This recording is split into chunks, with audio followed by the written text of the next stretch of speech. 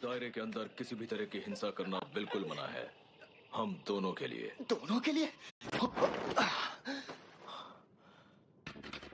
माफ करना, जुबानी हमले चाहे जितने चल सकते हैं। तो जजमैन, कार्रवाई शुरू करो। तो सुनो यूजी इतादोरी, तुम पर इल्जाम है कि 16 जुलाई 2017 को तुम मियागी जिले के सेंदाई शहर के पंचीगो गेम पार्लर में एक ग्राहक बनकर गए थे, जबकि तुम नाबालिग थे। क्या? अरे वो मैं वहाँ इसलिए। जजमैन इस डोमेन के अंदर मौजूद हर शख्स के बारे में जानते हैं, पर तुम फिक्र मत करो, ये सारी जानकारी वो मेरे साथ शेयर नहीं करते। फैसला पूरी तरह से हमारी दलीलों के आधार पर ही होगा, सिवाय इस इकलौते सबूत के। ये तुम कब? ये वो सबूत है जो जजमैन ने इस केस के लिए पेश किया है। इस बात की कोई गारंटी नहीं कि ये तुम्हारे जुर्म को साबित कर ही देगा। इसके अंदर क्या है मैं तुम्हें नहीं बताने वाला। ये जानते हुए अब तुम्हें खुद को बेगुनाह साबित करने के लिए दलील देनी होगी, ताकि तुम जजमैन से बेकसूर का फैसला हासिल कर सको।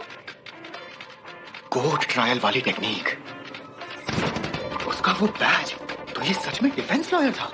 पर ये यहाँ इतना अजीब बर्ताव क्यों कर रहा है? हिकुरुमा आज के दौर का इंसान है, पर ये डोमेन वैसा ही है जैसा टेंगेन ने बताया था।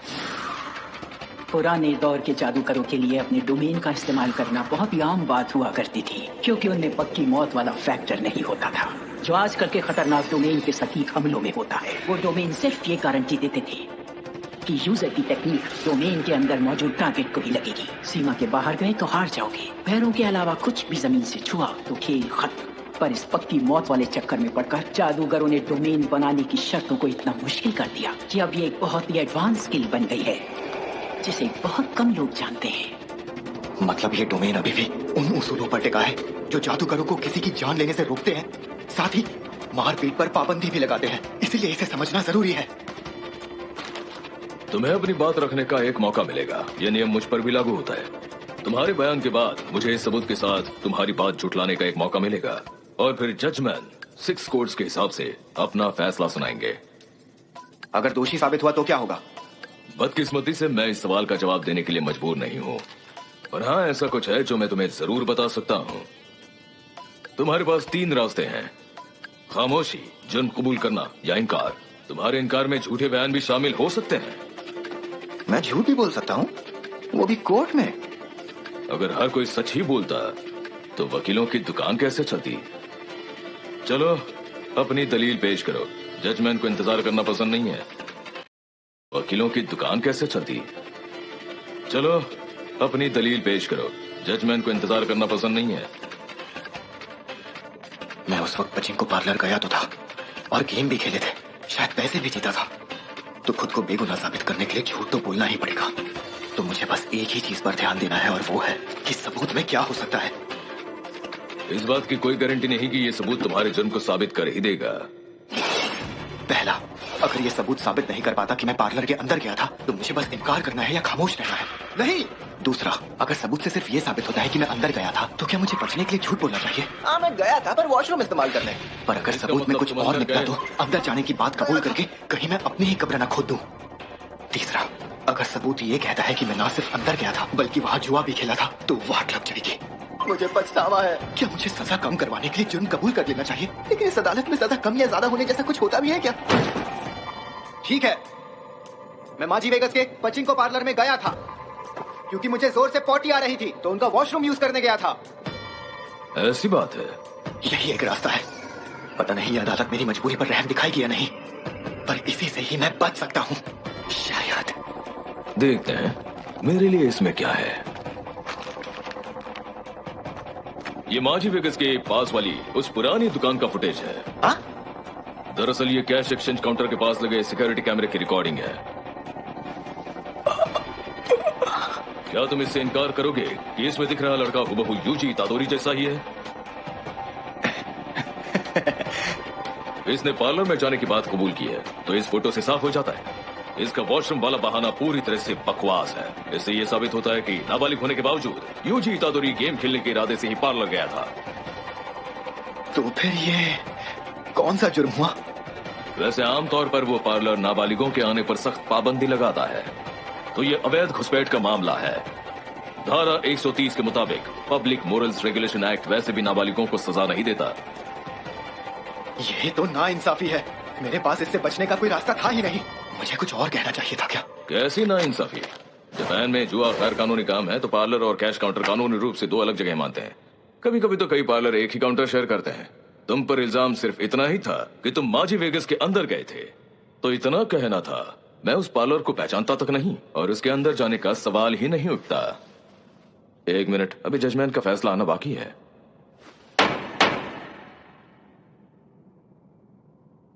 दोषी जब्ती कर लो। मैं वापस वहीं आ गया जहां पहले थे। मुझे दोषी ठहराया गया है, पर मुझे महसूस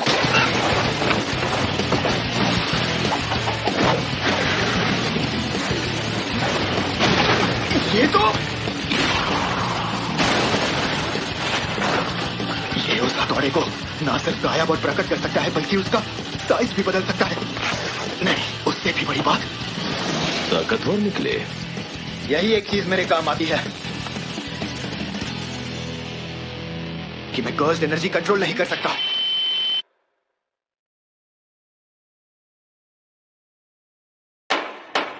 law apprenticeship period 59। Iwate bar association के तिरोमी हिगुरुमा, उम्र 36 साल। उसने हर बाधा को बड़ी आसानी से पार किया, चाहे वो टोक्यो यूनिवर्सिटी के लॉ स्कूल का एंट्रेंस एग्जाम हो या वो पुराना बार एग्जाम जो लॉ स्कूल सिस्टम लागू होने से पहले हुआ करता था। हिगुरुमा के लिए ये सब बस जानकारी को दिमाग में भरने और उसे सही वक्त पर उगलने जैसा एक मामूली काम था। उसके साथियों का कहना था कि वो एक पैदाइशी जीनियस है, मगर उसकी जो खूबी सबसे ज्यादा चमक कर बाहर आई वो थी एक सॉर्सरर के रूप में उसकी काबिलियत। उसकी टेक्निक उसके डोमेन के साथ डिफॉल्ट रूप से जुड़ी हुई थी, लेकिन उसे गहराई से समझने के बाद उसने बैरियर्स की बुनियादी बारीकियां भी सीख ली। बैरियर्स के जरिए उसने अपनी समझ उल्टी दिशा में दौड़ाई और कर्स्ड एनर्जी से शरीर की ताकत बढ़ाना खुद ही सीख लिया। एक सॉर्सरर के तौर पर जागने के महज 12 दिनों के भीतर ही वो ग्रेड 1 जादूगर की बराबरी करने लगा था। कॉलोनी में घुसने से पहले उसने कई कर्स्ड स्पिरिट्स का खात्मा किया और हमला करने वाले 20 से ज्यादा प्लेयर्स को धूल चटा दी।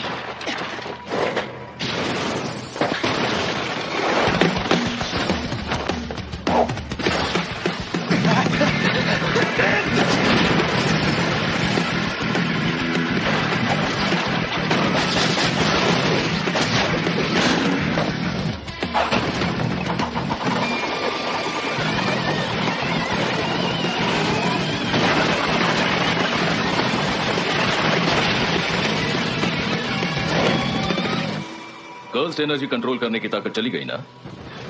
ये तुमने ही तो किया। जब्ती की सजा अस्थायी तौर पर किसी की कर्स टेक्निक के इस्तेमाल को रोक देती है। मेरा अंदाजा है कि तुम्हारे पास कोई कर्स टेक्निक नहीं थी, शायद इसीलिए पेनल्टी ने तुम्हारी कर्स्ड एनर्जी के इस्तेमाल पर रोक लगा दी। इत्तेफाक से जब्ती आमतौर पर एक सहायक सजा होती है जिसे अकेले कभी लागू नहीं किया जाता। मुझे ये सोचकर ही डर लगता है, बिना कर्स्ड एनर्जी के ये मुकाबला कैसे कर पा रहा है। ये किसी सॉर्सरर की ताकत नहीं बल्कि अपनी कुदरती शारीरिक शक्ति का इस्तेमाल कर रहा है। इसकी सहन शक्ति यकीनन डराने वाली है। अक्सर जादूगर अपनी टेक्निक खोने के बाद कर्स्ड एनर्जी की बुनियादी कंट्रोल के लिए संघर्ष करने लगते हैं। सालों की प्रैक्टिस के बाद उनके रिफ्लेक्स सुस्त पड़ जाते हैं, पर कर्स्ड एनर्जी का इस्तेमाल न कर पाना तो और भी बड़ा घाटा है। फिर भी ये सच है कि वो इन हालातों में भी बखूबी लड़ पा रहा है, जबकि मेरा पहला बार ही ज्यादातर दुश्मनों का खेल खत्म कर देता है। अगर सावधानी नहीं बरती तो मेरा खेल खत्म। मुझे अपनी पूरी ताकत से इसे कुचलना होगा।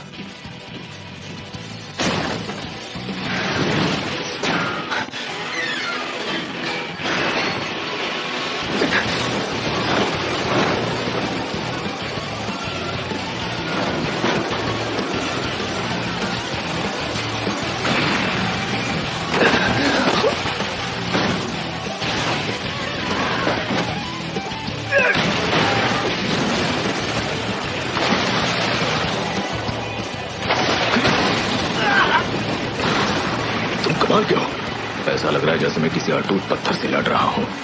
नहीं नहीं नहीं नहीं नहीं नहीं, ये तो रुकने का नाम ही नहीं ले रहा। कर्स्ड एनर्जी मेरे पास वापस आओ। इस ताकत को रोकने का कोई तरीका जरूर होगा, कोई ऐसा तरीका जो हिगुरुमा की ताकत को कमजोर कर दे। सोचो सोचो, दिमाग लगाओ। मेरे पास एक तरीका है, गो ट्रायल।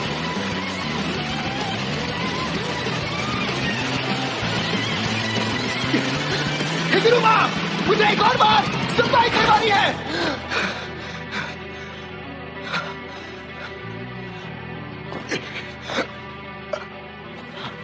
पता लगा लिया? मैं बहुत बाल बचा, मुझे एक और मौका तो मिलेगा ना? जब तक जजमेंट द्वारा दोषी ठहराया गया शख्स अपना जुर्म कबूल नहीं कर लेता, तब तक उसके पास दोबारा सुनवाई की मांग करने के 2 मौके होते हैं और जजमेंट उसे मना नहीं कर सकता। ठीक है, शुरू करते हैं। तो यूजी इतादोरी, तुम पर 31 अक्टूबर 2018 को शिबुया में सामूहिक हत्याकांड का इल्जाम है। हाँ, मैंने ही उन्हें मारा है, इससे मैं इनकार नहीं करता। दोषी, तुम्हें मिलती है सजाए मौत। सुनो हिगुरुमा,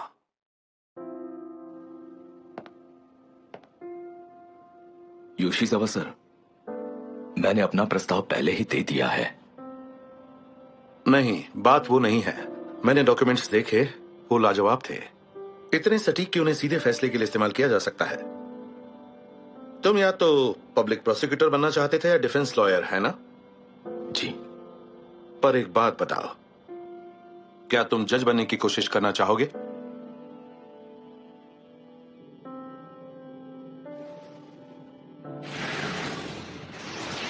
जजमेंट जो सबसे सख्त सजा सुना सकता है वो है टेक्निक की जब्ती के साथ सजाए मौत। जब्ती टेक्निक के इस्तेमाल को नामुमकिन बना देती है और यूजी के मामले में उसकी कर्स्ट एनर्जी को और फिर हिगुरुमा को एग्जीक्यूशनल स्वॉर्ड मिल जाती है।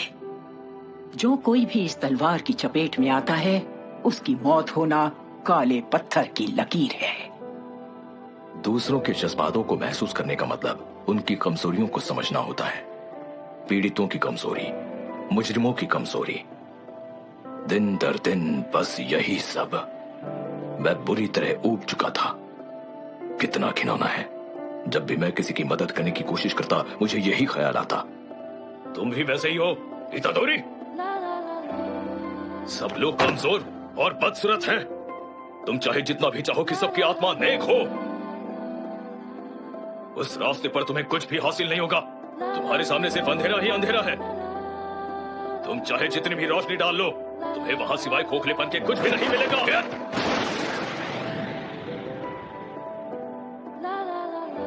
माफ कीजिए, मैं जज बिल्कुल नहीं बनना चाहता।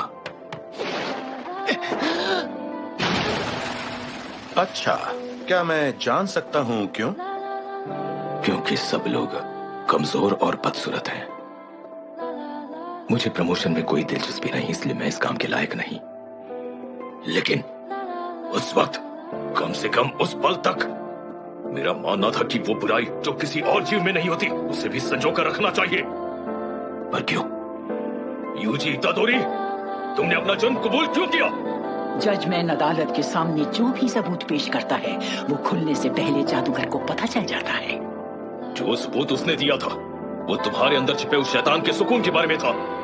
तुमने उन्हें नहीं मारा, तो तुमने जुर्म क्यों कबूला?